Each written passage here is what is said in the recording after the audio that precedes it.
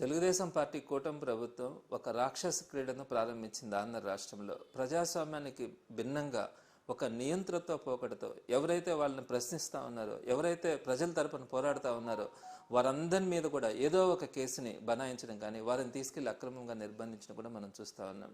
ఈరోజు మిథున్ రెడ్డి గారిని అరెస్ట్ చేయడం కూడా జరిగింది. ఎంత దారుణమైనటువంటి విషయం అంటే, మిథున్ రెడ్డి గారు ఒక మంచి లీడర్. వైఎస్ఆర్సీపీ మొదటి నుంచి కూడా తను చిత్తూరు జిల్లాలో చంద్రబాబు నాయుడు గారికి పోటీగా ఆయన ముఖ్యమంత్రిగా ఉన్నా కూడా వీళ్ళ ఫ్యామిలీ మొదటి నుంచి కూడా కాంగ్రెస్ కానీ అదేవిధంగా వైఎస్ఆర్సీపీకి కానీ ఒక గట్టి లీడర్గా మిథున్ రెడ్డి గారు కానీ అదేవిధంగా పెద్దిరెడ్డి రామచంద్రారెడ్డి గారు కానీ చిత్తూరు జిల్లాలో చంద్రబాబు నాయుడిని నియంత్రించినటువంటి రోజులను కూడా మనం చూస్తున్నాం. ఏ రోజు కూడా చిత్తూరు జిల్లాలో వైఎస్ఆర్సీపీలో కానీ కాంగ్రెస్లో కానీ టీడీపీ మొన్నటి ఎన్నికల్లో తప్ప ఏ రోజు కూడా చంద్రబాబు నాయుడు గారు చిత్తూరు జిల్లాలో ఆయన ప్రభావం చూపించింది కూడా అలా. పెద్దిరెడ్డి గారు మొదటి నుంచి కూడా కాంగ్రెస్లో కానీ వైఎస్ఆర్సీపీలో కానీ ఒక మంచి లీడర్గా కూడా నిలబడడం కూడా జరిగింది. అట్లాంటి ఫ్యామిలీలో ఉన్నటువంటి మిథున్ రెడ్డి గారిని ఈరోజు అక్రమంగా అరెస్ట్ చేయడం కూడా మనం చూసినాం.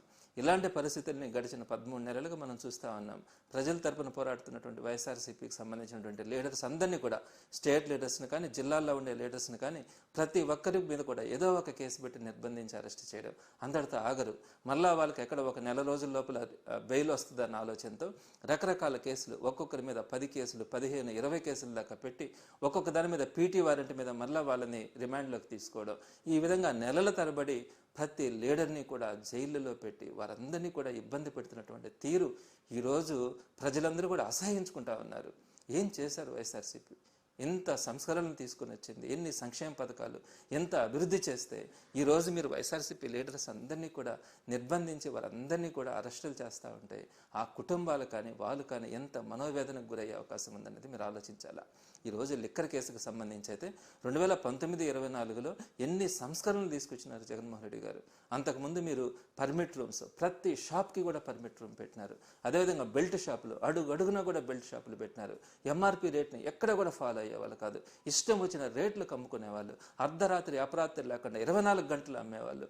అటువంటి రోజుల నుంచి 2019-24లో ఒక సంస్కరణలు తీసుకొని వచ్చి గవర్నమెంట్ షాప్స్ని పెట్టి కరెక్ట్గా టైం ప్రకారం షాప్స్ని క్లోజ్ చేయడం కానీ, నైట్ టైం ఎక్కడ కూడా సేల్స్ అన్నదే ఉండదు. ఒక్క బెల్ట్ షాప్ కూడా ఉండేది కాదు. అలానే ఎక్కడ కూడా ఏ షాప్లో కూడా పర్మిట్ రూమ్స్ కూడా ఉండేవి కాదు. అంత కఠినంగా ఆ షాప్స్ని కూడా రన్ చేయడం జరిగింది. ఎక్కడ కూడా సేల్స్ని పూర్తిగా కంట్రోల్ చేయడం, ఎక్కడ కూడా అనవసరంగా బిజినెస్ లేకుండా దాన్ని పూర్తి కంట్రోల్ చేసిన పరిస్థితిని కూడా మన 2019-24లో ఒక చక్కని వాతావరణంలో ఆ షాప్స్ని అన్నీ కూడా రన్ చేయడం జరిగింది. అంత మంచి వాతావరణంలో జరిగినటువంటి పరిస్థితి ఉంటే ఈరోజు 2024 తర్వాత మరలా మీరు ప్రైవేట్ షాప్స్ తీసుకొచ్చినారు. అడుగున బెల్ట్ షాప్స్ ఉన్నాయి. 24 గంటలు అమ్ముతా ఉన్నారు. ఈరోజు ఒక్క నెల్లూరులోనే తీసుకుంటే ఎన్ని మర్డర్స్ జరుగుతూ ఉన్నాయి, ఏ విధంగా జరుగుతున్నాయి, ఎందుకు జరుగుతూ ఉన్నాయి? 24 గంటల పాటు మీరు ఈ చీప్ లిక్కర్ని 99 రూపాయలకు వచ్చినటువంటి చీప్ లిక్కర్ని తీసుకొని వచ్చినారు. ఆరోగ్యాలు పాడవుతూ ఉన్నాయి. దాన్ని తీసుకొని వీళ్ళు స్పృహ తప్పిపోయి అర్ధరాత్రి అపరాత్రిలో కూడా మర్డర్లు విపరీతం చేసే పరిస్థితి ఈరోజు మనం చూస్తూ ఉన్నాం.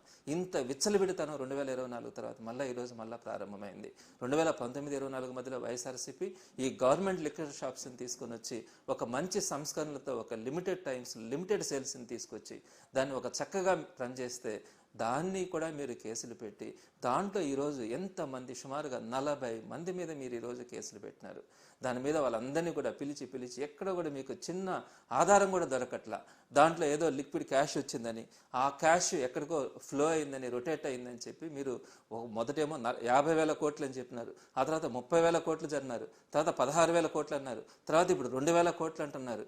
ఎక్కడ పోయింది 2,000? సరే, మీరు అన్నట్టుగా 2,000 కోట్ల రూపాయలు కూడా ఈ దీనికి సంబంధించినటువంటి ఎక్కడో తప్పులు జరిగినాయని మీరు అంటున్నారు. ఆ 2,000 కోట్లు ఎక్కడున్నాయి? ఎక్కడికి రొటేట్ అయింది? ఏ విధంగా వెళ్ళింది? ఈ రోజుకి 13 నెలలు అయినా కూడా మీరు ఈ రోజుకి ఒక చిన్న ఆధారమైనా కనిపెట్టినారా? ఎక్కడా కూడా ఒక చిన్న ఆధారం కూడా లేదు. అయినా కూడా మీరు నిర్బంధించాలా? ఇక్కడ కృష్ణమోహన్ రెడ్డి గారిని కానీ, ధనంజయ రెడ్డి గారిని కానీ, ఇలాంటి ఒక సీనియర్ ఐఏఎస్ ఆఫీసర్స్ని కూడా మీరు వాళ్ళ పనేదో వాళ్ళు చేసుకొని గౌరవంగా బతుకుతా ఉన్నటువంటి పరిస్థితుల్లో వాళ్ళను కూడా తీసుకెళ్ళి ఈ రోజుకి సుమారుగా నెలకు పైన అయితే కూడా మీరు జైల్లో నిర్బంధించినారు. రాజకీయ నాయకుల్ని, మిథున్ రెడ్డి గారిని కానీ, చెవిరెడ్డి భాస్కర్ రెడ్డి గారిని కానీ ప్రతి ఒక్కరిని కూడా మీరు ఈ కేసులకు సంబంధించి అరెస్ట్ చేస్తూ ఉన్నారు. రేపొద్దున ఇదే సంస్కృతిని మీరు కొనసాగిస్తూ ఉన్నప్పుడు వైఎస్ఆర్సీపీ ప్రభుత్వం వచ్చిన తర్వాత మీలో ఒక్కరైనా కూడా బయట తిరిగే పరిస్థితి ఉంటుందా? వైఎస్ఆర్సీపీని ఈ విధంగా ఇంత ఇబ్బంది పెట్టి ఇంత అరాచకమైనటువంటి పాలన మీరు కొనసాగిస్తూ ఉంటే రేపొద్దున మీ అందరి పరిస్థితి ఏ విధంగా ఉంటుందన్నది కూడా మీరు అర్థం చేసుకోవాలి.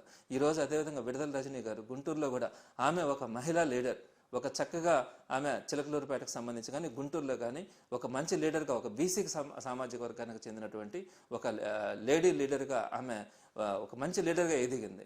సో ఆమెకి ఈరోజు నోటీసులు ఇచ్చినారు, ఆమెను అరెస్ట్ చేయాలనుకుంటా ఉన్నారు.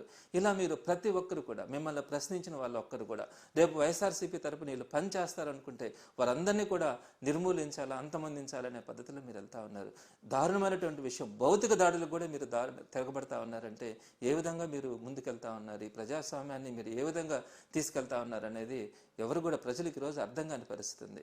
తప్పకుండా ఒకటే చెప్తా ఉన్నాం, మీ కేసులకి, మీ బుడ్డ బెదిరింపులకి వైఎస్ఆర్సీపీ లీడర్స్ ఎవరు కూడా భయపడే పరిస్థితి కూడా ఉండదు.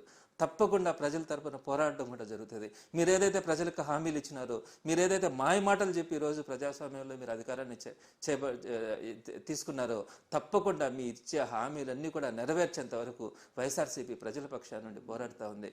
జగన్మోహన్ రెడ్డి గారు ఎప్పుడు కూడా ఒకటే చెప్తారు, మీరు వెనకడుగు వేయొద్దు, ఏమైనా కానీ కూటమి ప్రభుత్వం ఏం చేసినా కూడా మనం ధైర్యంగా ప్రజల పక్షాన పోరాడాలా అని చెప్పి జగన్మోహన్ రెడ్డి గారు మాకు పిలుపునిస్తా ఉన్నారు.